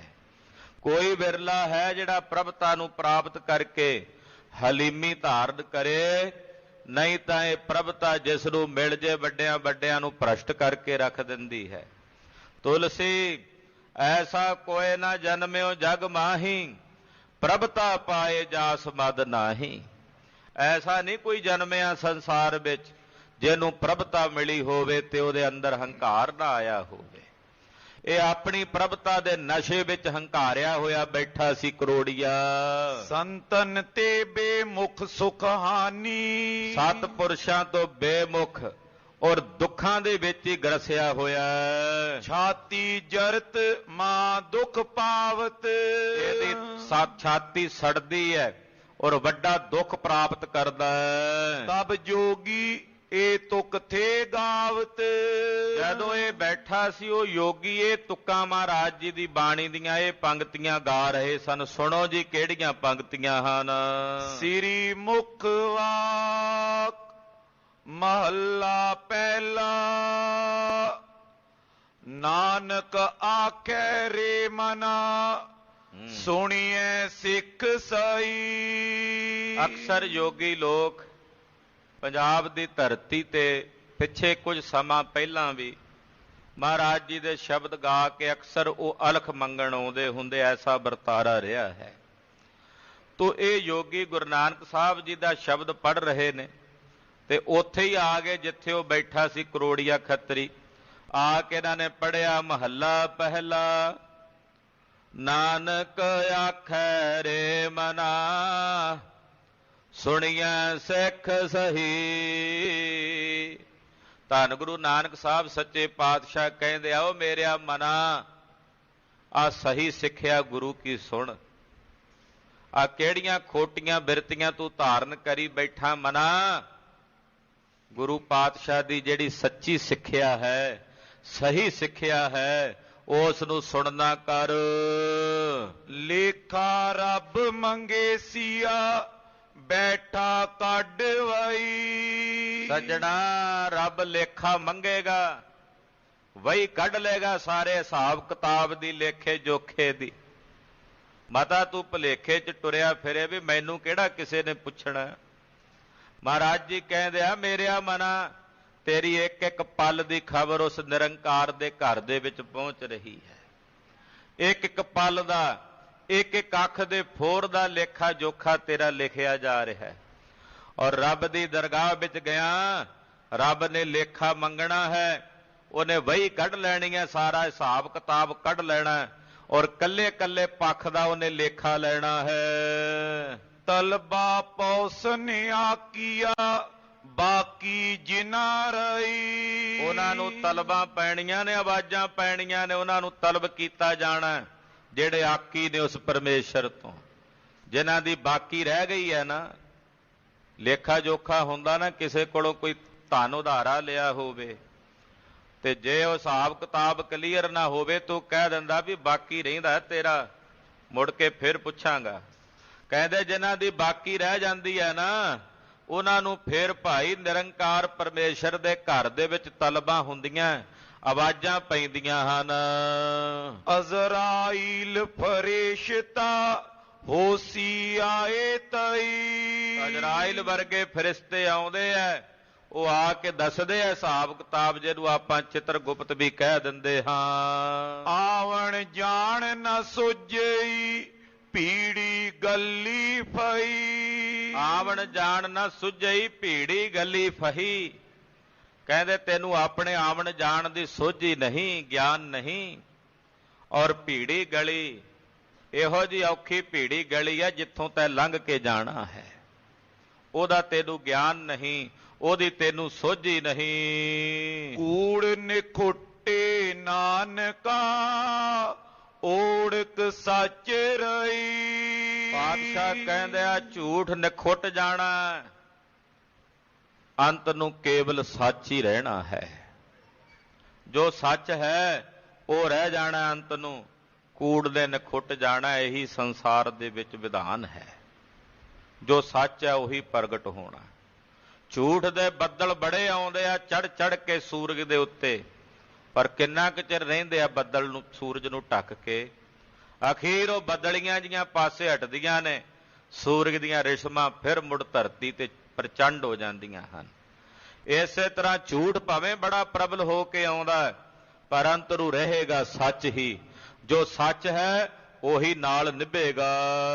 ਦੋਹਰਾ ਸੁਨ ਕੇ ਰਿਸ ਪਰ ਕਹਿਤ ਪਾ, ਹਿੰਦੂ ਕੀਏ ਖੁਆਰ। ਉਹ ਕਰੋੜੀਆ ਬੜਾ ਗੁੱਸੇ ਵਿੱਚ ਆਇਆ, ਸੁਣਿਆ ਨਾ ਜਦੋਂ ਨੇ ਸ਼ਬਦ, ਬੜਾ ਗੁੱਸੇ ਵਿੱਚ ਆਇਆ। ਗੁੱਸੇ 'ਚ ਆ ਕੇ ਕਹਿੰਦਾ, ਆਹ ਜਿਹੜਾ ਨਾਨਕ ਜਿਹਦਾ ਤੁਸੀਂ ਨਾਂ ਲੈਂਦੇ ਹੋ, ਉਹਨੇ ਪਤਾ ਨਹੀਂ ਕਿੰਨੇ ਕੁ ਹਿੰਦੂਆਂ ਨੂੰ ਖੁਆਰ ਕੀਤਾ ਹੋਇਆ। ਹਿੰਦੂ ਕੀਏ ਖੁਆਰ, ਉਹਨੇ ਹਿੰਦੂ ਖੁਆਰ ਕੀਤੇ ਹੋਏ ਨੇ। ਤੁਰਕਨ ਕੇਰ ਈਮਾਨ ਗਾ ਉਸਤਤ ਕਰਤੇ ਉਚਾਰ। ਜਿਹੜੇ ਮੁਸਲਮਾਨ ਨੇ ਉਹਨਾਂ ਨੇ ਵੀ ਆਪਣਾ ਈਮਾਨ ਛੱਡ ਦਿੱਤਾ ਉਹਦੇ ਪਿੱਛੇ ਲੱਗ ਕੇ, ਔਰ ਉਹ ਗੁਰੂ ਨਾਨਕ ਦਾ ਜਸ ਕਰਦੇ ਨੇ, ਗੁਰੂ ਨਾਨਕ ਦੀ ਉਸਤਤ ਕਰਦੇ ਨੇ। ਚੌਪਈ ਕੋ ਨਾਨਕ ਮੈਂ ਪਿੱਖਿਓ ਨਾ ਜਾਣਾ। ਕਹਿੰਦਾ ਕੌਣ ਹੈ ਇਹ ਨਾਨਕ? ਮੈਂ ਨਾ ਕਦੇ ਉਹਨੂੰ ਵੇਖਿਆ ਤੇ ਨਾ ਮੈਂ ਉਹਨੂੰ ਜਾਣਦਾ ਜਿਹਦੀਆਂ ਤੁਸੀਂ ਵਡਿਆਈਆਂ ਕਰਦੇ ਹੋ, ਗਲੀ ਗਲੀ ਜਿਹਦਾ ਨਾਂ ਲੈਂਦੇ ਫਿਰਦੇ ਹੋ। ਕਹਿੰਦਾ ਕੌਣ ਹੈ ਉਹ ਨਾਨਕ? ਮੈਂ ਨਹੀਂ ਕਦੇ ਵੇਖਿਆ, ਨਾ ਮੈਂ ਜਾਣਦਾ ਹਾਂ। ਜਿਸ ਜਸ ਕਹੇ ਹਿੰਦੂ ਤੁਰਕਾਨਾ। ਪਰ ਉਹਦੀ ਵਡਿਆਈ ਹਿੰਦੂ ਵੀ ਕਰੀ ਜਾਂਦੇ ਨੇ, ਉਹਦਾ ਜਸ ਮੁਸਲਮਾਨ ਵੀ ਕਰੀ ਜਾਂਦੇ ਨੇ।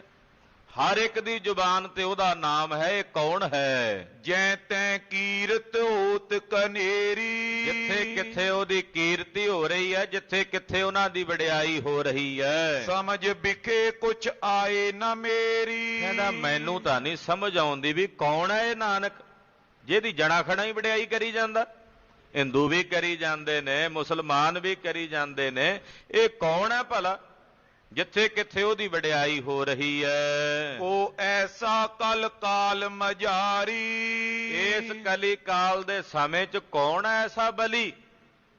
ਕੌਣ ਹੈ ਐਸਾ ਬਲਵਾਨ? ਕੌਣ ਹੈ ਐਸਾ ਪੂਰਨ ਜਿਸ ਦੀ ਇਤਨੀ ਵਡਿਆਈ ਹੋ ਰਹੀ ਹੈ? ਸਰਬ ਪਏ ਜਿਸ ਕੇ ਅਨੁਸਾਰੀ। ਕਿ ਇਹ ਸਾਰੇ ਲੋਕ ਹਿੰਦੂ ਮੁਸਲਮਾਨ ਯੋਗੀ ਸੰਨਿਆਸੀ ਬੈਰਾਗੀ ਸਭ ਉਹਦੇ ਅਨੁਸਾਰੀ ਹੋਏ ਫਿਰਦੇ ਨੇ, ਸਾਰੇ ਉਹਦੇ ਅਧੀਨ ਹੋਏ ਫਿਰਦੇ ਨੇ। ਕਹਿੰਦਾ ਇਸ ਕਲੀ ਕਾਲ ਵਿੱਚ ਕੌਣ ਹੈ ਐਸਾ ਪੂਰਨ ਬਲੀ? ਮੈਂ ਹੈਰਾਨ ਹੋ ਰਿਹਾ। ਮੈਂ ਕੀਨੀ ਇਹ ਰੀਤ ਪਰੇਖੀ। ਕਹਿੰਦਾ ਮੈਂ ਇਹ ਸਾਰੀ ਰੀਤ ਚੰਗੀ ਤਰ੍ਹਾਂ ਪਰੇਖੀ ਪਰਖ ਲਈ ਹੈ, ਮੈਂ ਇਹਨੂੰ ਚੰਗੀ ਤਰ੍ਹਾਂ ਪਰਖਣਾ ਕੀਤਾ। ਤੇ ਸੇਵਕ ਸਭ ਦੇਖਾ ਦੇਖੀ। ਤੇ ਮੈਂ ਇਸ ਨਿਰਣੇ ਤੇ ਪਹੁੰਚਿਆ ਕਿ ਆਹ ਜਿਹੜੇ ਲੋਕ ਨੇ ਸਭ ਵੇਖਾ ਵੇਖੀ ਉਹਨਾਂ ਦੇ ਸਿੱਖ ਹੋ ਗਏ ਨੇ। ਕਹਿੰਦਾ ਮੈਂ ਪਰਖ ਲਈ ਹੈ, ਗੱਲਬਾਤ ਕੋਈ ਨਹੀਂ ਜੇ ਉੱਥੇ ਕੋਈ। ਉਦਾਂ ਹੀ ਇਹ ਗੁਰੂ ਨਾਨਕ ਸਾਹਿਬ ਦੀਆਂ ਸਿਫਤਾਂ ਕਰੀ ਜਾਂਦੇ ਆ ਤੇ ਵੇਖਾ ਵੇਖੀ ਲੋਕ ਉਹਨਾਂ ਦੇ ਚੇਲੇ ਹੋ ਗਏ ਨੇ, ਵੇਖਾ ਵੇਖੀ ਲੋਕ ਉਹਨਾਂ ਦੇ ਸੇਵਕ ਹੋ ਗਏ ਨੇ। ਮੈਂ ਪਰਖ ਲਿਆ। ਚਲੇ ਕੁਚਾਲ ਚਾਲ ਨਿਜ ਤਿਆਗੀ। ਔਰ ਉਹ ਕੁਚਾਲ ਚੱਲ ਰਹੇ ਨੇ। ਲੋਕਾਂ ਨੇ ਆਪਣੀ ਮਰਿਆਦਾ ਹਿੰਦੂਆਂ ਨੇ ਛੱਡ ਦਿੱਤੀ ਹੈ, ਮੁਸਲਮਾਨਾਂ ਨੇ ਆਪਣੀ ਮਰਿਆਦਾ ਛੱਡ ਦਿੱਤੀ ਹੈ। ਔਰ ਜਿਹੜਾ ਰਾਹ ਗੁਰੂ ਨਾਨਕ ਨੇ ਇਹਨਾਂ ਨੂੰ ਦੱਸਿਆ, ਇਹ ਉਸ ਰਾਹ ਤੇ ਸਾਰੇ ਚੱਲਣ ਲੱਗ ਪਏ ਨੇ। ਇਹ ਬਿਦਮੋ ਭਲੀ ਨੈ ਲਾਗੀ। ਕਹਿੰਦਾ ਆਹ ਕੰਮ ਮੈਨੂੰ ਚੰਗਾ ਨਹੀਂ ਲੱਗਾ। ਕਰੋੜੀਆ ਕਹਿੰਦਾ ਆਹ ਹੀ ਗੱਲਾਂ ਮੈਨੂੰ ਉਹਨਾਂ ਦੀਆਂ ਚੰਗੀਆਂ ਨਹੀਂ ਲੱਗੀਆਂ। ਔਰਨ ਕੋ ਕਿਆ ਦੋਸ਼ ਅਲਾਵੋ। ਕਹਿੰਦਾ ਹੋਰਾਂ ਨੂੰ ਮੈਂ ਕੀ ਦੋਸ਼ ਦਿਆਂ, ਹੋਰਾਂ ਨੂੰ ਮੈਂ ਕੀ ਦੋਸ਼ੀ ਸਾਬਤ ਕਰਾਂ। ਜਿਨੇ ਚਲਾਏ ਤਿਨ ਗੈ ਲਿਆਵੋ। ਕਹਿੰਦਾ ਜਿਹਨੇ ਇਹਨਾਂ ਲੋਕਾਂ ਨੂੰ ਮਾੜੇ ਰਾਹ ਤੇ ਟੋਰਿਆ। ਕਰੋੜੀਆ ਕਹਿੰਦਾ ਜਿਸ ਗੁਰੂ ਨੇ ਇਹਨਾਂ ਹਿੰਦੂਆਂ ਮੁਸਲਮਾਨਾਂ ਵੈਰਾਗੀਆਂ ਜੋਗੀਆਂ ਸੰਨਿਆਸੀਆਂ ਨੂੰ ਟੇਢੇ ਰਾਹ ਤੇ ਪਾ ਦਿੱਤਾ, ਮਾੜੇ ਰਾਹ ਤੇ ਪਾ ਦਿੱਤਾ, ਇਹਨਾਂ ਨੂੰ ਕੀ ਦੋਸ਼ ਦੇਣਾ। ਕਹਿੰਦਾ ਜਿਹਨੇ ਚਲਾਇਆ ਮੈਂ ਉਹਨੂੰ ਫੜ ਕੇ ਲਿਆਉਣਾ ਗ੍ਰਿਫਤਾਰ ਕਰਕੇ। ਕਰੋੜੀਆ ਕਹਿੰਦਾ ਮੈਂ ਉਹਨੂੰ ਹੀ ਫੜ ਕੇ ਲੈ ਆਉਣਾ। ਕਰ ਕੈ ਕੈਦ ਸੀਖ ਸ਼ੁਭ ਦੇਉ। ਔਰ ਕੈਦ ਕਰਕੇ ਆਪਣੇ ਕੋਲ ਫਿਰ ਮੈਂ ਦਿਆਂਗਾ ਉਹਨਾਂ ਨੂੰ ਸਹੀ ਸਿੱਖਿਆ, ਸਹੀ ਅਕਲ। ਤੇ ਮਨ ਮਤੋ ਸਰਬ ਬਰਜੇਉ। ਔਰ ਜਿਹੜਾ ਮੇਰੇ ਮਨ ਦਾ ਮਤਾ ਮੈਂ ਉਹਦੇ ਮੁਤਾਬਕ ਉਹਨਾਂ ਨੂੰ ਚਲਾਵਾਂਗਾ ਔਰ ਉਹਨਾਂ ਦੇ ਮਨ ਦਾ ਮਤਾ ਵਰਜਾਂਗਾ।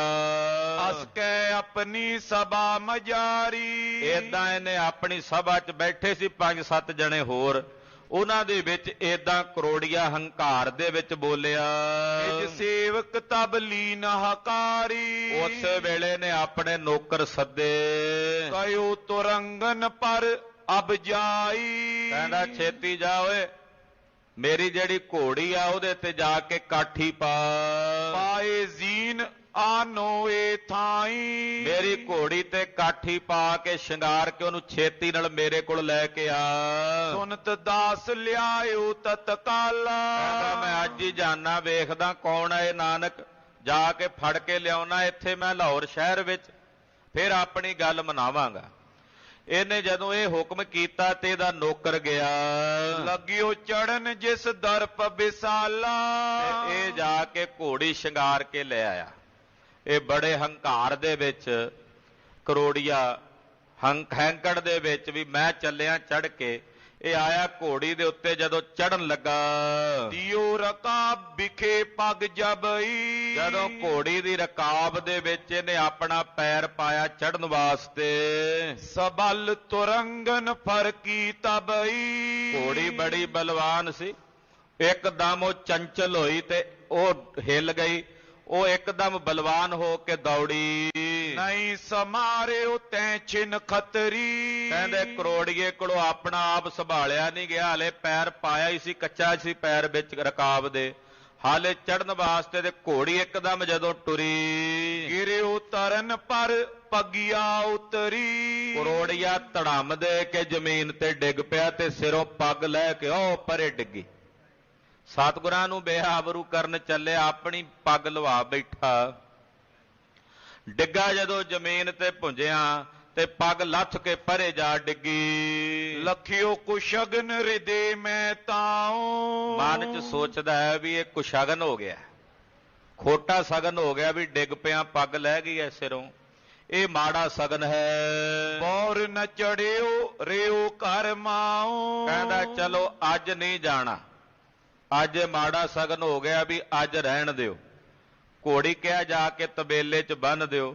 ਉਸ ਦਿਨ ਫਿਰ ਇਹ ਘਰ ਹੀ ਰਿਹਾ, ਉਸ ਦਿਨ ਨਹੀਂ ਗਿਆ। ਨਿਕਟ ਜੇ ਨਰ ਸਮਝਾਵਨ ਕੀਨੋ। ਨਾਲ ਦੇ ਜਿਹੜੇ ਸਾਥੀ ਸਨ ਉਹ ਸਮਝਾਉਂਦੇ ਹਨ, ਮਹਾਪੁਰਖ ਸ਼੍ਰੀ ਨਾਨਕ ਚੀਨੋ। ਉਹ ਕਹਿੰਦੇ ਸੇਠ ਜੀ ਗੁਰੂ ਨਾਨਕ ਸਾਹਿਬ ਮਹਾਪੁਰਖ ਹਨ, ਉਹ ਮਹਾਪੁਰਖ ਨੇ, ਵਲੀ ਪੁਰਖ ਨੇ। ਕਰਿਓ ਨਿਰਾਦਰ ਸੁਨਤ ਨਕਾਈ। ਤੂੰ ਉਹਨਾਂ ਦਾ ਨਿਰਾਦਰ ਕਰਦਾ, ਇਹ ਉਸੇ ਦਾ ਤੈਨੂੰ ਦੰਡ ਮਿਲਿਆ, ਹਾਲੇ ਵੀ ਸਮਝ ਜਾ। ਪਰ ਲੋਕਾਂ ਦੀਆਂ ਕਈਆਂ ਗੱਲਾਂ ਨੂੰ ਇਹ ਨਹੀਂ ਮੰਨਦਾ, ਉਹਨਾਂ ਦਾ ਵੀ ਅਨਾਦਰ ਕਰਦਾ। ਕਹਿੰਦਾ ਖਬਰਦਾਰ ਜੇ ਮੇਰੇ ਸਾਹਮਣੇ ਤੁਸੀਂ ਗੁਰੂ ਨਾਨਕ ਦੀ ਸਿਫਤ ਕੀਤੀ। ਕਹੇ ਕਿ ਗਾਹੋਂ ਭੋਰ ਕੋ ਜਾਈ। ਕਹਿੰਦਾ ਕੋਈ ਨਹੀਂ, ਕੱਲ ਸਵੇਰੇ ਜਾਵਾਂਗਾ, ਜਾ ਕੇ ਮੈਂ ਉਹਨਾਂ ਨੂੰ ਪਕੜਾਂਗਾ। ਰਜਨੀ ਕਰ ਬਤੀਤ ਸੋ ਮੂਡਾ। ਏਦਾਂ ਇਸ ਮੂਰਖ ਨੇ ਰਾਤ ਬਤੀਤ ਕੀਤੀ। ਅਗਲੇ ਦਿਨ ਮੈਂ ਪਇਓ ਅਰੂਡਾ। ਅਗਲੇ ਦਿਨ ਸਵੇਰੇ ਫੇਰੇ ਘੋੜੀ ਤੇ ਸਵਾਰ ਹੋਇਆ।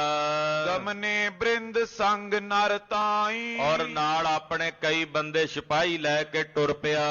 ਆਵਤ ਪਏ ਸਰਬ ਮਗ ਮਾਈ। ਇਹ ਸਾਰੇ ਰਸਤੇ 'ਚ ਟੁਰੇ ਆਉਂਦੇ, ਲਾਹੌਰ ਤੋਂ ਚਲਦੇ ਚਲਦੇ ਰਾਵੀ ਦਰਿਆ ਵੱਲ, ਜਿੱਥੇ ਪਾਤਸ਼ਾਹ ਦਾ ਟਿਕਾਣਾ। ਸ਼੍ਰੀ ਪ੍ਰਭ ਰਹੇ ਕਿਤਕ ਜਬ ਦੂਰੀ। ਜਦੋਂ ਸਤਿਗੁਰੂ ਜੀ ਕੁਝ ਕੁ ਦੂਰੀ ਤੇ ਰਹਿ ਗਏ, ਇਹਨੂੰ ਪਤਾ ਕਰ ਲਿਆ ਵੀ ਕਿੱਥੇ ਨੇ। ਪਤਾ ਲੱਗਾ ਵੀ ਰਾਵੀ ਦੇ ਕੰਢੇ ਤੇ ਹਨ। ਤੋ ਇਹਨੂੰ ਜਦੋਂ ਪਤਾ ਲੱਗਾ ਕੁਝ ਕੁ ਦੂਰੀ ਤੇ ਸਾਹਿਬ ਜੀ ਜਦੋਂ ਰਹਿ ਗਏ, ਭਇਓ ਅੰਧ ਨੈ ਪਿਖਤ ਹਦੂਰੀ। ਬੜੇ ਹੰਕਾਰ 'ਚ ਟੁਰਿਆ ਜਾਂਦਾ। ਜਦੋਂ ਕੁਝ ਕੁ ਦੂਰੀ ਤੇ ਰਹਿ ਗਿਆ ਨਾ ਮਹਾਰਾਜ ਜੀ ਤੋਂ, ਇਹਨੂੰ ਨੇਤਰਾਂ ਤੋਂ ਦਿਸਣਾ ਬੰਦ ਹੋ ਗਿਆ, ਅੰਨਾ ਹੋ ਗਿਆ। ਕੁਝ ਨਜ਼ਰ ਨਾ ਆਵੇ, ਸਾਹਮਣੇ ਕੁਝ ਦਿਸਦਾ ਨਹੀਂ। ਗਰਭਹਾਨ ਪਾ ਪੀੜਾ ਵਿਆਪੀ। ਇੱਕਦਮ ਹੰਕਾਰ ਨਸ਼ਟ ਭ੍ਰਸ਼ਟ ਹੋ ਗਿਆ, ਮਨ ਦੀ ਹੈਂਕੜ ਸਾਰੀ ਨਿਕਲ ਗਈ ਉਸੇ ਵੇਲੇ। ਤੇ ਸੋਚਦਾ ਵੀ ਇਹ ਕੀ ਹੋ ਗਿਆ, ਬੜਾ ਦੁਖੀ ਹੋਇਆ। ਬੋਲ ਨਾ ਸਕੇ ਨਿੰਦ ਕਰ ਪਾਪੀ। ਔਰ ਬੋਲ ਨਹੀਂ ਸਕਦਾ, ਕਿਉਂਕਿ ਸੋਚਦਾ ਕਿ ਮੈਂ ਜਿਹੜੀ ਨਿੰਦਾ ਕੀਤੀ ਆ, ਖਬਰੇ ਉਸੇ ਦਾ ਫਲ ਹੈ। ਤਬ ਸਮਝਿਓ ਮਨ ਮੂਰਖ ਮਾਨੀ। ਮੂਰਖ ਤੇ ਮਾਨੀ ਨੂੰ ਫਿਰ ਸਮਝ ਪਈ, ਮਨ ਹੀ ਮਨ। ਦੀਰਗ ਕਲਾਵਾਨ ਗੁਣ ਖਾਨੀ। ਕਹਿੰਦਾ ਮੈਂ ਜਿਨ੍ਹਾਂ ਦੇ ਬਾਬਤ ਇਹੋ ਜਿਹੇ ਸ਼ਬਦ ਕਹੇ ਨੇ, ਉਹ ਤਾਂ ਕਲਾਵਾਨ ਮਹਾਪੁਰਖ ਹਨ। ਲੋਕ ਬੌਰ ਰਹੇ ਮੁਝ ਤਾਈ। ਲੋਕਾਂ ਨੇ ਮੈਨੂੰ ਬਥੇਰਾ ਵਰਜਿਆ, ਬਥੇਰਾ ਰੋਕਿਆ। ਮਾਨੀ ਮੈਂ ਨਾ ਕਰੀ ਦੁਸ਼ਟਾਈ। ਪਰ ਮੈਂ ਉਹਨਾਂ ਲੋਕਾਂ ਦੀ ਕਹੀ ਨਹੀਂ ਮੰਨੀ, ਔਰ ਇਹ ਦੁਸ਼ਟਤਾਈ ਦੀ ਬਿਰਤੀ ਧਾਰਨ ਕੀਤੀ ਹੈ। ਨਰ ਕੋ ਜੈ ਕਯੋ ਨ ਭਾਵਤ। ਬਹੁਤਿਆਂ ਲੋਕਾਂ ਦਾ ਕਹਿਣਾ ਮੈਨੂੰ ਨਹੀਂ ਸੀ ਭਾਉਂਦਾ। ਮਮ ਸਮਾਨ ਦੁਖ ਹੋਏ ਪਛਤਾਵਤ। ਕਹਿੰਦਾ ਜਿਹੜੇ ਬਹੁਤਿਆਂ ਲੋਕਾਂ ਦਾ ਕਹਿਣਾ ਨਾ ਮੰਨਣ ਉਹਨਾਂ ਨੂੰ ਮੇਰੇ ਸਮਾਨ ਫਿਰ ਦੁੱਖ ਹੀ ਪਾਉਣਾ ਪੈਂਦਾ ਤੇ ਪਛਤਾਉਣਾ ਪੈਂਦਾ। ਗੁਨਤ ਬਿਸੂਰਤ ਗਮਨਤ ਜਬਈ। ਮਨ ਹੀ ਮਨ ਝੂਰਦਾ ਹੌਲੇ ਹੌਲੇ ਜਦੋਂ ਟੁਰਦਾ। ਨਿਰਖੀ ਨਰਨ ਨੈਣ ਗਤ ਤਬਈ। ਇਹਦੇ ਨਾਲ ਦੇ ਜਿਹੜੇ ਸਾਥੀ ਸਨ ਉਹਨਾਂ ਨੇ ਇਹਦੀਆਂ ਅੱਖਾਂ ਦੀ ਹਾਲਤ ਵੇਖੀ। ਇਹ ਕਹੇ ਮੈਨੂੰ ਕੁਝ ਦਿਸਦਾ ਨਹੀਂ। ਪਇਓ ਦੀਨ ਬੋਲਿਓ ਪਛਤਾਈ। ਇਹ ਦੀਨ ਹੋ ਕੇ ਫਿਰ ਬੋਲਿਆ ਪਛਤਾਵਾ ਕਰਦਿਆਂ ਕਹਿਣ ਲੱਗਾ ਕਰੋੜੀਆ ਅਬ ਤਿਨ ਕੀ ਮੈਂ ਮਹਿਮਾ ਪਾਈ। ਕਹਿੰਦਾ ਹੁਣ ਮੈਂ ਉਹਨਾਂ ਦੀ ਮਹਿਮਾ ਜਾਣ ਲਈ ਹੈ। ਮੈਂ ਜਾਣ ਲਿਆ ਹੈ ਗੁਰੂ ਨਾਨਕ ਪਾਤਸ਼ਾਹ ਕੌਣ ਹਨ। ਜਸ ਤੁਮ ਕਹਿਤ ਹੁਤੇ ਤਸ ਦੇਖਾ। ਭਰਾਵੋ ਜਿਵੇਂ ਤੁਸੀਂ ਕਹਿੰਦੇ ਸੋ ਉਸੇ ਤਰ੍ਹਾਂ ਦੇ ਹਨ। ਜਿਵੇਂ ਤੁਸੀਂ ਕਿਹਾ ਸੀ ਮੈਂ ਤੈਸਾ ਜਾਣ ਲਿਆ। ਪਇਓ ਅੰਧ ਮੈਂ ਕੀਨ ਪਰੇਖਾ। ਮੈਂ ਪਰਖਣਾ ਕਰ ਲਿਆ ਹੁਣ ਅੰਨਾ ਹੋ ਗਿਆ। ਮੈਂ ਮਾਣ ਹੰਕਾਰ ਵਿੱਚ ਆਇਆ ਸੀ। ਮਹਾਂਪੁਰਖ ਸੋ ਮਤ ਸਰ ਧਾਰੀ। ਐਸੇ ਵੱਡੇ ਮਹਾਂਪੁਰਖ ਨਾਲ ਮੈਂ ਆਪਣੇ ਮਨ 'ਚ ਮਤਸਰ ਤੇ ਈਰਖਾ ਧਾਰਨ ਕੀਤੀ ਸੀ। ਤੈਂ ਕੋ ਫਲ ਪ੍ਰਾਪਤ ਦੁਖ ਪਾਰੀ। ਉਹਦਾ ਇਹ ਫਲ ਮੈਨੂੰ ਪ੍ਰਾਪਤ ਹੋਇਆ। ਐਡਾ ਵੱਡਾ ਦੁੱਖ ਮੈਨੂੰ ਭੋਗਣਾ ਪੈ ਰਿਹਾ ਹੈ। ਚੱਲ ਸਮੀਪ ਅਬ ਮੁਝ ਬਖਸ਼ਾਵੋ। ਚਲੋ ਮੈਨੂੰ ਲੈ ਚਲੋ ਉਹਨਾਂ ਦੇ ਪਾਸ। ਮੇਰੀ ਭੁੱਲ ਉਹਨਾਂ ਦੇ ਚਰਨਾਂ 'ਚ ਬੇਨਤੀ ਕਰਕੇ ਤੁਸੀਂ ਸਿਫਾਰਿਸ਼ ਕਰਕੇ ਬਖਸ਼ਾ ਦਿਓ। ਮੇਰੇ ਕੋਲ ਤਾਂ ਹੁਣ ਉਹ ਮੂੰਹ ਵੀ ਕੋਈ ਨਹੀਂ ਜਿਸ ਮੂੰਹ ਨਾਲ ਮੈਂ ਜਾ ਕੇ ਉਹਨਾਂ ਨੂੰ ਬੇਨਤੀ ਕਰਕੇ ਕਹਾਂ ਵੀ ਮੈਨੂੰ ਬਖਸ਼ ਲਓ। ਤੁਸੀਂ ਚੱਲ ਕੇ ਮੇਰੀ ਸਿਫਾਰਿਸ਼ ਕਰਕੇ ਮੈਨੂੰ ਬਖਸ਼ਾ ਲਵੋ। ਕਏ ਕਬੂਲ ਸੋ ਛਿਮਾ ਕਰਾਵੋ। ਮੈਂ ਜਿਹੜੇ ਕਬੂਲ ਕਹੇ ਨੇ ਉਹਨਾਂ ਦੀ ਸ਼ਾਨ ਦੇ ਖਿਲਾਫ ਮੇਰੇ ਉਹਨਾਂ ਕਹੇ ਕਬੂਲਾਂ ਨੂੰ ਮੇਰੇ ਤੋਂ ਛਿਮਾ ਕਰਵਾ ਦਿਓ। ਉਹਨਾਂ ਕੋਲੋਂ ਖਿਮਾ ਕਰਵਾ ਦਿਓ। ਮੈਂ ਅਬ ਦਾਸ ਪਰੋ ਤਿਨ ਪਾਈ। ਮੈਂ ਹੁਣ ਦਾਸ ਹਾਂ ਉਹਨਾਂ ਦੇ ਚਰਨੀ ਪੈਂਦਾ ਹਾਂ। ਹੋਵੋ ਸਿੱਖ ਰਖੇ ਸ਼ਰਣਾਈ। ਮੈਂ ਉਹਨਾਂ ਦੇ ਚਰਨਾਂ ਦਾ ਸਿੱਖ ਬਣਦਾ ਹਾਂ। ਉਹ ਮੈਨੂੰ ਆਪਣੀ ਸ਼ਰਨ ਵਿੱਚ ਰੱਖ ਲੈਣ। ਉਹਨਾਂ ਦੀ ਪਨਾਹ ਵਿੱਚ ਉਹ ਮੈਨੂੰ ਰੱਖ ਲੈਣ।